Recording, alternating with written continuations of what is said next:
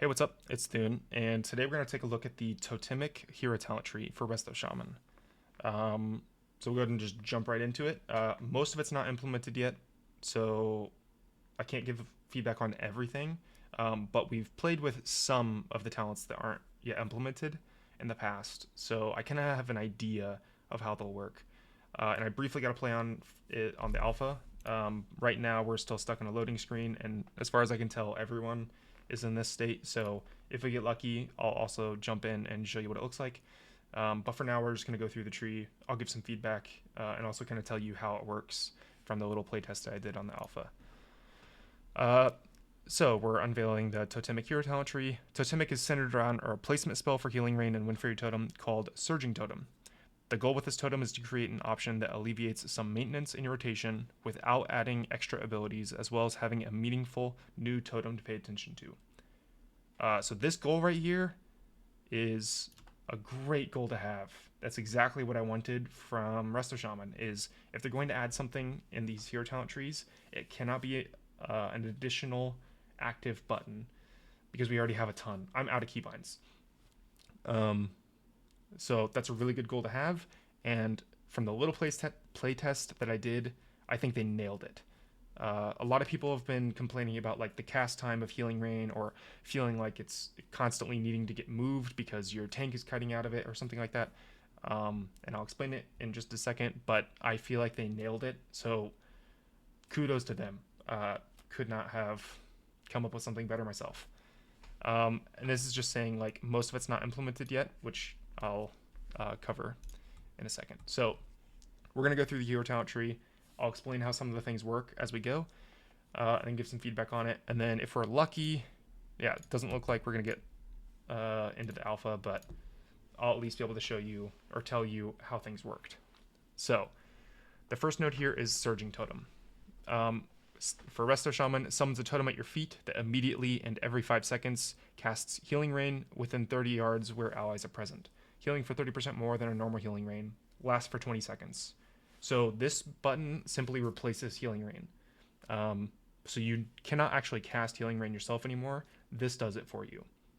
So that's why I was saying about the ability to just not introduce an additional button, but kind of enhance one that needed some adjustments. And I think Healing Rain is a good button for that. It was a little, I mean, it had Acid Rain, which is great, but healing wise, it was actually kind of left behind, especially because Chain Heal got so powerful throughout Dragonflight. So I think this is a great button to focus on. A lot of people have been like wanting Healing Rain to be instant cast, and if this effectively makes that true. So I think this is a great start to the talent tree. Oh, and just to make it more clear, this does cast one Healing Rain at a time. So every 5 seconds, it will recast a new Healing Rain. Still only one Healing Rain at a time, though. Just to make that abundantly clear. We'll go to the left side here. So Totemic Rebound. Chain Heal now jumps to a nearby totem once it reaches its max targets, causing it to bounce an additional time to a nearby injured ally. So most of the time, this isn't going to be like massive or anything, but the few times where it either is reaching someone that would otherwise be out of range, which is kind of rare with Tidebringer nowadays, or if you have High Tide up, then just adding an additional target because of High Tide is really, really big value. So this is actually a really nice passive, but yeah, nice to just add into the tree. Can already kind of see that this is going to be pretty Chain Heal oriented, and it definitely gets more so. So this Totemic tree is definitely leaning into like the Chain Heal builds that we played in Dragonflight. Okay, we go down to a choice node. Yeah, choice node here. Oversized totems increases the size and radius of your totems by 15% and the health of your totems by 30%. So size and radius is kind of nice. Size doesn't really matter, I don't think, but the radius is nice for things like Healing Tide and Mana Tide Totem. Just giving a little bit of extra range on those things is cool. It didn't seem like, it's not working in my eye, but it might also make Spirit Link Totem bigger, which would be cool. So just a nice passive buff. One thing that I want to be able to test is whether or not the health increase also works with Earthen Wall Totem. If it does, then that's just a 30% buff to Earthen Wall, which is really cool. And then the other one, Swift Recall, successfully removing a harmful effect with Tremor Totem or Poison Cleansing Totem, or controlling an enemy with Cap Totem or Earth Grab reduces the cost of said totem by 5 seconds. Uh, this one feels like it's a bit more PvP oriented. There's potential use cases for Mythic Plus as well, but you can already take CDR on Cap Totem, so that doesn't feel massive. And a lot of the times you don't need CDR on Earth Grab. So probably not going to be used as often, but there could be fights where you really need Tremor Totem, for example, or you really need Poison Cleansing Totem, and this additional CDR could net you a cast that like saves the raid or something, and that could be cool. So something to keep your eye on, but probably more of a PvP talent. Imbuement Mastery increases the duration of Earth Living by 6 seconds. So a lot of you are probably thinking like, but we don't even play Earth Living Weapon. True, and I'll explain it in a minute, but you can actually get Earth Living Weapon healing without actually talenting Earth Living Weapon. I think this is enough, and some of the other nodes in this tree, it's enough to make us talent Earth Living Weapon, so you probably will just have it always. But with the capstone, which I'll explain in a bit, you can actually just get the Earth Living Weapon effect from the capstone alone if you really wanted to. So you would still gain benefit from this talent, which is cool. Down to the middle here. So another choice node. We have Amplification Core. While Surging Totem is active, your damage and healing done is increased by 3%. So this totem has 100% uptime, assuming you cast it on cooldown. So this is effectively a 3% healing increase and damage increase.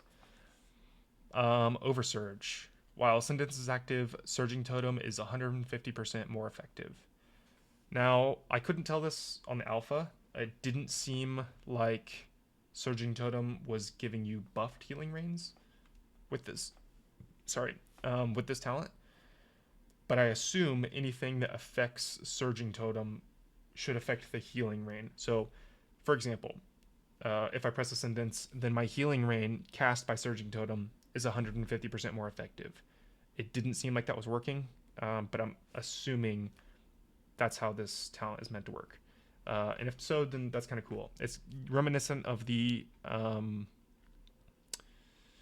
trait that we had in Shadowlands that made Healing Rain more powerful when you had like Healing Tide Totem down or something like that. So kind of cool. Press cooldowns, do more healing. Wind Barrier. If you have a totem active, your totems grant you a shield absorbing damage for 30 seconds every 30 seconds. I'm assuming this also does work with Surging Totem since it's a totem. But we usually have at least a totem down like most of the fight, even without Surging Totem. So you're probably looking at like pretty high efficiency on this talent. It's a little boring in that case since you just have 100% uptime on this shield. So it doesn't feel like you're timing it for specific abilities or anything, which is maybe a good thing. But I don't know how large the shield is meant to be or anything, so we'll wait and see. This is our defensive node of the tree, and compared to most of the defensive nodes, this is pretty weak unless the shield is like pretty big. So we'll see. Below that, we have another choice node. Pulse Capacitor increases the damage and healing of Surging Totem by 25%. Again, I think this is just going to increase the damage and healing of Healing Rain that's cast by the totem, but couldn't actually tell. And then supportive imbuements. Learn a new weapon imbue called Tidecolor's Guard. This can only be applied to shields, increases your healing done by 2%, and increases the duration of Healing Stream Totem and Cloudburst Totem by 3 seconds. So just like Earth Living Weapon is applied to our main hand, you apply this to a shield. I don't know how this works if you are wearing a staff, because we are able to wear two-handers. So maybe you just are forced to wear a shield with this. I'm not sure. Or if you could apply this to a staff instead of Earth Living Weapon, maybe. Don't know. But increasing the duration of Healing Stream Totem and Cloudburst Totem is nice. Healing Stream Totem, especially because Living Stream Totem ramps up over time. So if you're making it last longer, then you're getting more of those like juicy ticks at the end of Healing Stream Totem. So that's kind of cool. And then top right here, Lively Totems. Your Healing Tide Totem, Healing Stream Totem, Cloudburst Totem, Mana Tide Totem, and Spirit Link Totem cast a free instant chain heal when you summon them. For those that played in Shadowlands Season 4, you'll recognize this as our 4-piece bonus from that tier, and it was very powerful and very fun. So this just means you're going to be firing off a ton of free chain heals. It was no mana cost. Cast a free instant chain heal. So this alone was like 20% of our healing during Shadowlands Season 4, and chain heal is significantly stronger than what it was back then. This isn't currently testable, but judging from how it worked back then, it did consume High Tide procs. So if I have a High Tide proc and I press Cloudburst Totem, it would consume it, but the chain heal that it fired off was buffed by High Tide. Same thing with like Unleash Life. In the case of like Tidebringer, that should also work. So it will consume the buffs that we have to instead fire off a buffed chain heal. There is a problem with this, I think, in that chain heal is so much stronger than what it used to be. Specifically the talents that interact with it. If they want to tune Totemic down, they would either also hit Farseer, because they're going to nerf chain heal, or this would be like a 50% effective chain heal. If that's the case, which I think is probably the better route of tuning the tree, if they make this cast like a 50% effective chain heal instead of 100%, then it would feel really bad if it also consumes the buffs.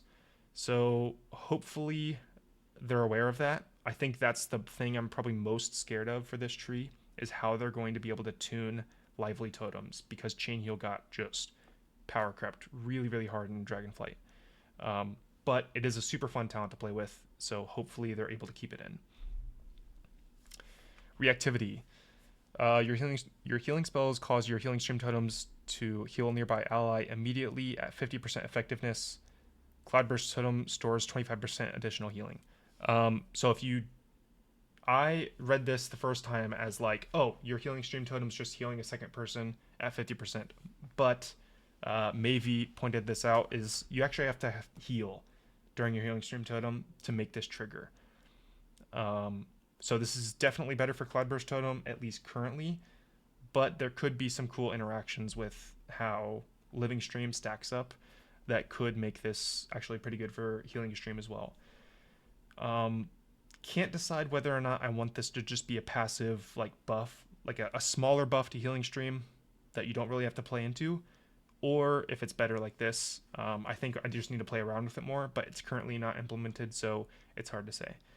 But cool talent, and I think this is a cool passive buff, especially for like Cloudburst Totem. Just having it do more healing is nice. And below that, our final choice node, Totemic Coordination. Chain heals from your totems are 30% more effective. So again, this could be another tuning knob that they change. I think already being 30% more effective than our Dragonflight chain heals is scary. So hopefully this is going to be better than what I'm thinking in my head. I think this is going to be like really powerful right now. But if it's kind of like a separate chain heal from our chain heal, and it doesn't consume our buffs, so it doesn't necessarily interact, then it could be okay.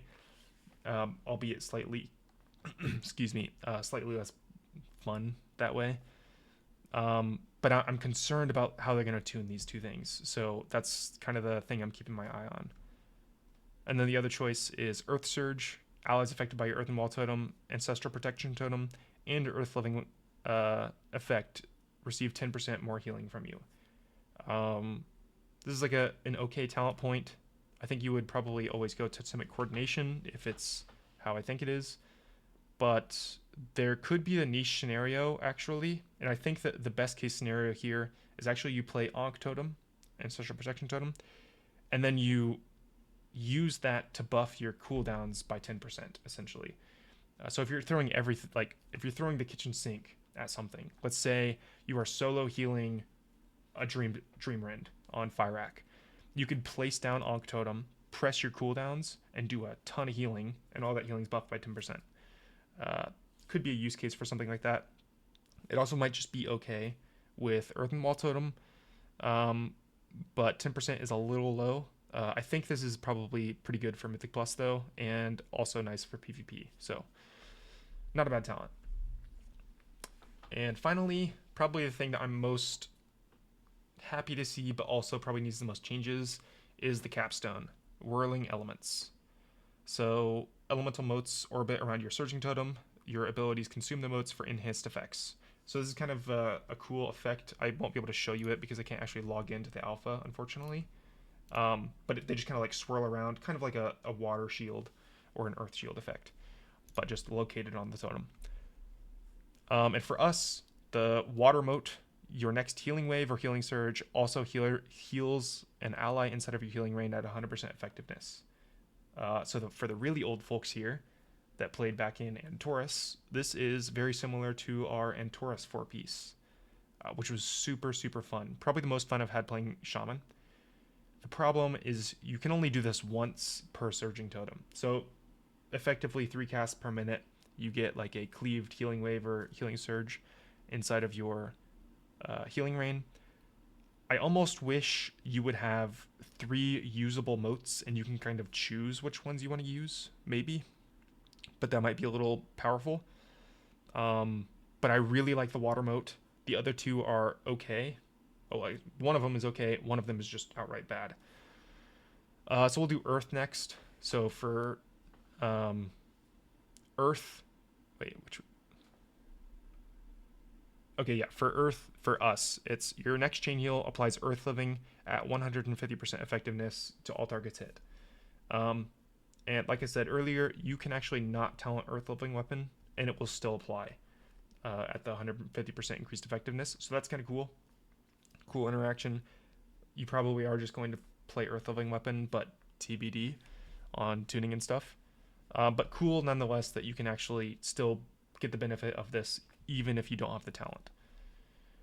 And then the worst one here is air. The cast time of your next healing spell is reduced by 40%. Now, that probably sounds nice for Shaman, especially in Raid, because we often play at low haste values. The problem is we have Tidebringer, which is a cast time reduction. We have Flash Flood, which is a cast time reduction. And we also have Tidal Waves, which is a cast time reduction. Cast time reductions do not stack well. And even with just like Healing Surge, for example, it's already below the cast time of Healing Surge is already below the GCD. So you finish a Healing Surge. If you finish it faster, cool. Now you're waiting on the GCD to end before you can do anything else. So it didn't really save you much time unless someone died within that like 0.2 second window that you were sat casting Healing Surge instead. So air does not feel very good to me, especially because we're not actually casting Healing Rain anymore. And most of our chain heals that we cast are either going to be from summoning totems or going to have Tidebringer, which is a cast time reduction. So the only cast that we have that would really even be affected by this is Healing Wave. So I think they're going to need to probably go back and redo the Mote of Air, because that one kind of feels pretty useless right now.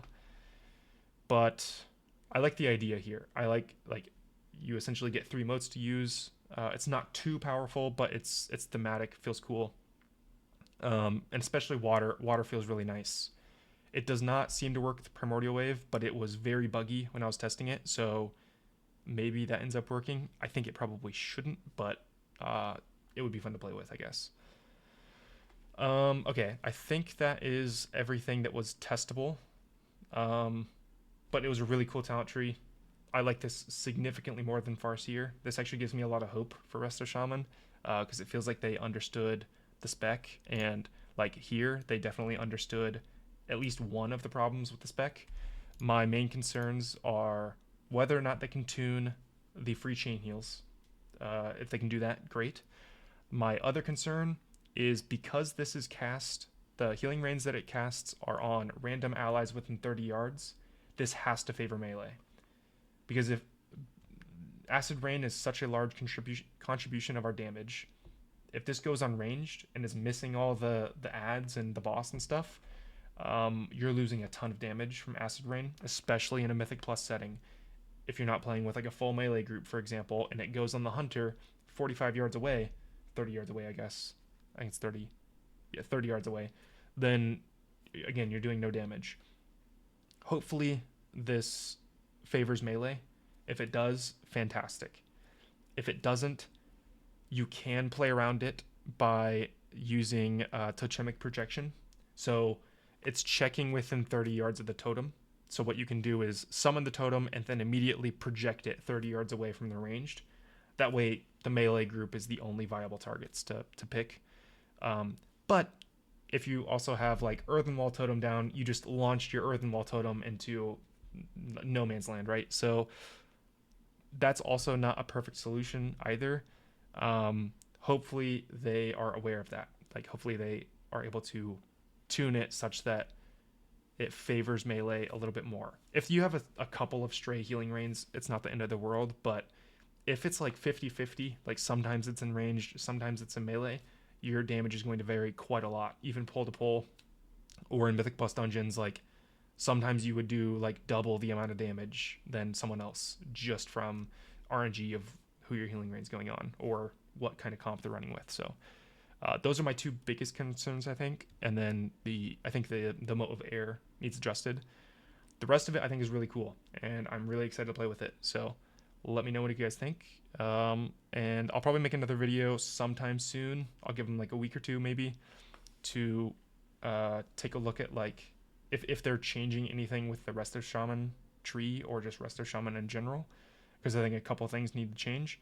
But if in like a week or two they haven't really mentioned much, I'll probably make another video talking about what Resto Shaman needs to really become like meta again. So look out for that as well. But yeah, thanks for hanging out, and I will catch you guys later. See ya.